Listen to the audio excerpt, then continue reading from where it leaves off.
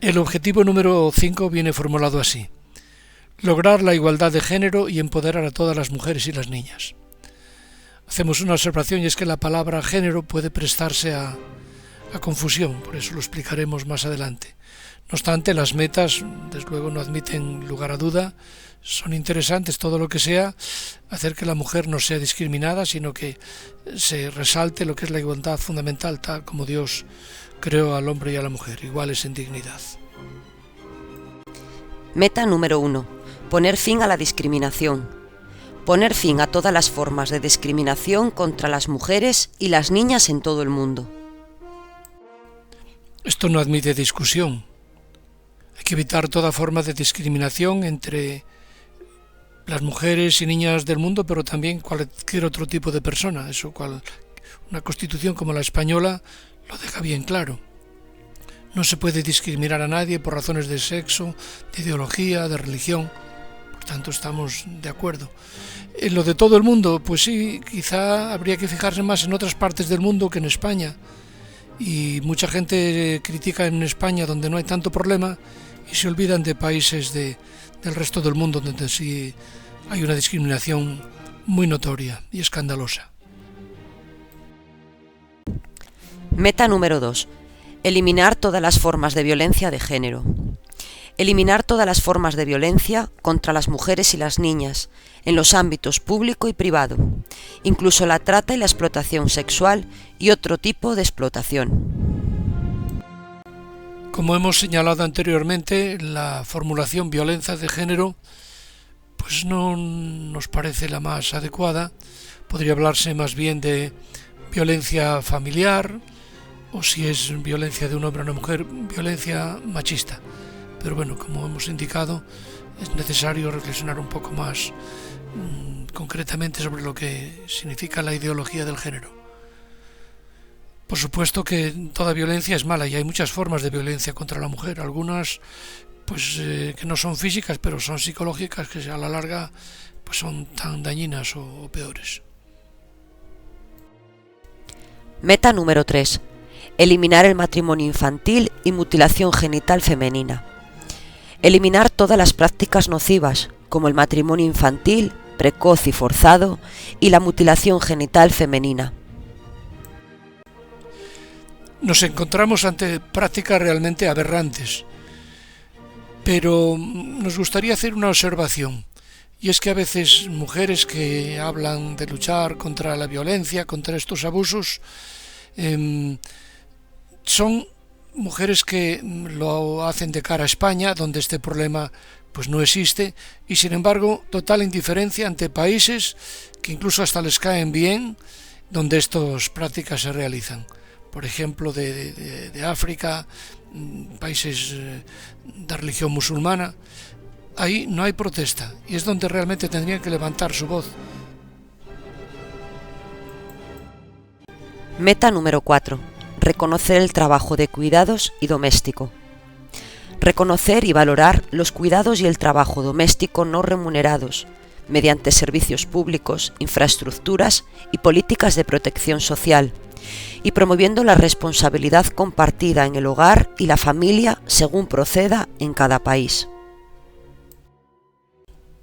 Hay que reconocer que el trabajo doméstico es fundamental, porque es donde se vive, es donde se come, es donde uno hace la higiene, donde uno pone la ropa, es decir, es fundamental. Y a veces se discrimina este trabajo comparado con el que tiene una carrera o un oficio fuera del hogar. Esto sirve tanto para las mujeres que están en casa como para las mujeres que trabajan también haciendo el servicio doméstico en otras casas. Lo que no tiene sentido ninguno es que se les explote, que no tengan derecho a una jubilación porque no se paga la seguridad social. El que quiera lujos, que los pague. Lo que no se puede es abusar, como se ha estado haciendo hasta ahora en muchas familias, o aprovecharse de gente con problemas porque son inmigrantes. Meta número 5. Asegurar la participación plena de la mujer e igualdad de oportunidades. Asegurar la participación plena y efectiva de las mujeres y la igualdad de oportunidades de liderazgo a todos los niveles decisorios, en la vida política, económica y pública. Esta meta no se cumple de la misma manera en todos los países del mundo. En algunos es escandalosa la discriminación de la mujer y la falta de oportunidades. Hombre, en España pensamos que no es así. Pueden ser otros motivos, pero no por ser hombre o mujer. De hecho, hay muchas mujeres que ocupan puestos de alta responsabilidad, presidentas de las Cortes, ministras, diputadas, rectoras de institutos, de universidad, es decir, no hay diferencia ninguna. Sería demagogia decir que por ser mujer se les discrimina para acceder a estos puestos. Meta número 6. Asegurar el acceso a la salud sexual y reproductiva y derechos reproductivos. Asegurar el acceso universal a la salud sexual y reproductiva y a los derechos reproductivos según lo acordado de conformidad con el Programa de Acción de la Conferencia Internacional sobre la Población y el Desarrollo, la Plataforma de Acción de Beijing y los documentos finales de sus conferencias de examen. Nos hemos tomado la molestia de leer este programa de acción de la Conferencia Internacional, pero nos damos cuenta que en España se está abusando de estos conceptos o de estos términos, sobre todo cuando se habla de salud reproductiva, incluyendo el aborto como si fuera también un derecho a la salud, y no lo es. Esta conferencia no lo ve así, sin embargo en España es como si fuera parte de la sanidad el abortar, como quitar, pues no sé, las anginas o una muela. En este sentido, tenemos que mostrarnos críticos más que de lo que dice esta meta, de cómo en algunas naciones como España, algunos colectivos intentan llevar el agua a su molino. Meta número 7. Asegurar la igualdad de derechos a los recursos económicos.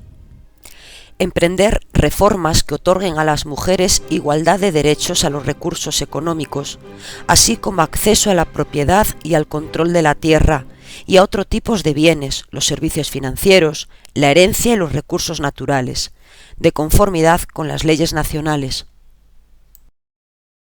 Como hemos observado también en otras diapositivas anteriores, en otras metas anteriores, el problema hace referencia más bien a otros países que a España. No sabemos hasta qué punto en España se justifica un ministerio de igualdad. Sin embargo, hay países del mundo donde tendría que tomarse mucho más en serio esta distinción, esta discriminación que considera a la mujer como si fuera menor de edad.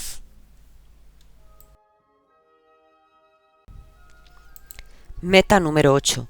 Mejorar el uso de la tecnología y las TIC.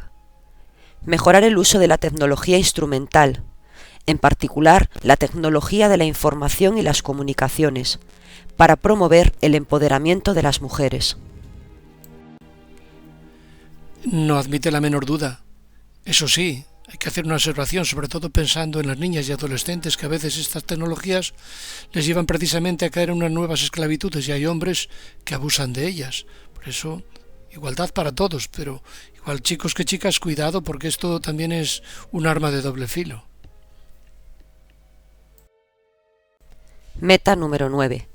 Aprobar políticas y leyes para la igualdad y el empoderamiento. Aprobar y fortalecer políticas acertadas y leyes aplicables para promover la igualdad de género y el empoderamiento de todas las mujeres y las niñas a todos los niveles. Evidentemente tiene que haber leyes que favorezcan esta igualdad, pero hay un adjetivo muy importante, dice aprobar y fortalecer políticas acertadas. Ahí también es bueno el saber dar con una solución auténtica, porque si se hace una ley que no es justa, pues tampoco valdría, que sea acertada. Que tampoco discrimine al hombre, ni le haga daño al hombre, porque hay veces leyes que realmente discriminan al hombre y le hacen ser culpable sin tener culpa ninguna. Con cierta frecuencia se critica a la Iglesia de no defender la igualdad del hombre y la mujer. Realmente es injusto.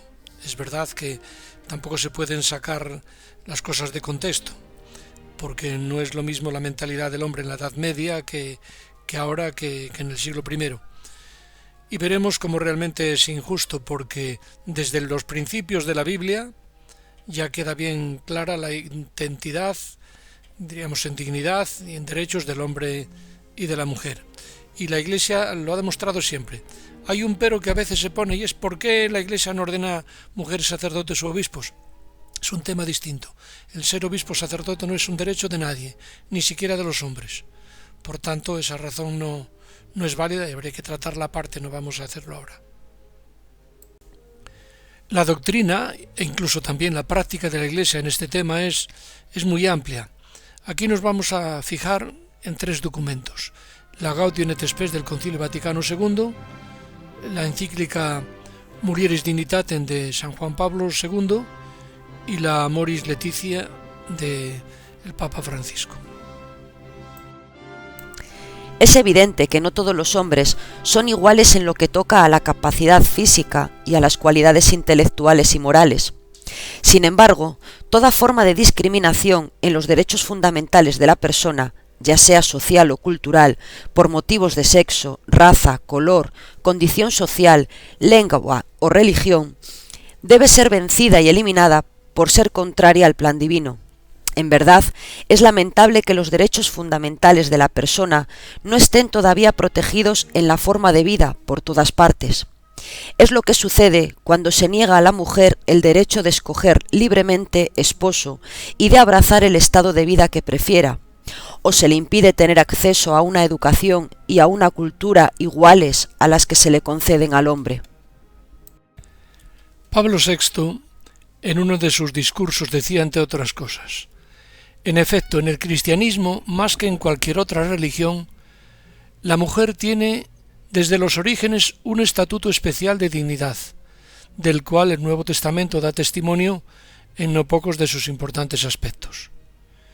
Es evidente que la mujer está llamada a formar parte de la estructura viva y operante del cristianismo, de un modo tan prominente que acaso no se hayan todavía puesto en evidencia todas sus virtualidades. Así nos dice el Papa Francisco. En esta breve mirada a la realidad, deseo resaltar que aunque hubo notables mejoras en el reconocimiento de los derechos de la mujer y en su participación en el espacio público, todavía hay mucho que avanzar en algunos países. No se terminan de erradicar costumbres inaceptables.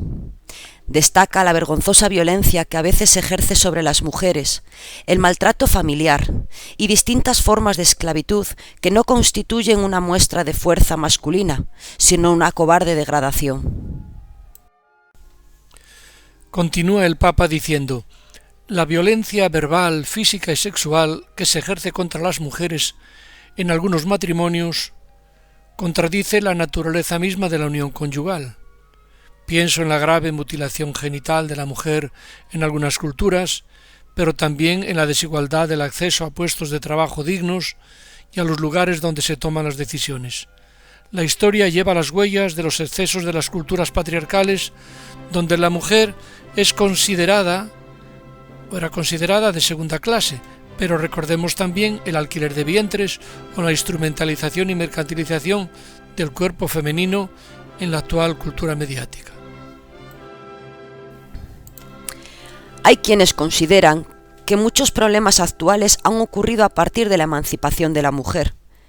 Pero este argumento no es válido. Es una falsedad, no es verdad.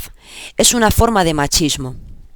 La idéntica dignidad entre el varón y la mujer nos mueve a alegrarnos de que se superen viejas formas de discriminación y de que en el seno de las familias se desarrolle un ejercicio de reciprocidad. Si surgen formas de feminismo que no podamos considerar adecuadas, igualmente admiramos una obra del espíritu en el reconocimiento más claro de la dignidad de la mujer y de sus derechos. Otro desafío surge de diversas formas de una ideología genéricamente llamada género, que niega la diferencia y la reciprocidad natural del hombre y de la mujer. Esta presenta una sociedad sin diferencia de sexo y vacía el fundamento antropológico de la familia. Esta ideología lleva a proyectos educativos y directrices legislativas que promueven una identidad personal y una intimidad afectiva radicalmente desvinculadas de la diversidad biológica entre hombre y mujer. La identidad humana viene determinada por una acción individualista, que también cambia con el tiempo. Es inquietante que algunas ideologías de este tipo, que pretenden responder a ciertas aspiraciones, a veces comprensibles, procuren imponerse como un pensamiento único que determine incluso la educación de los niños.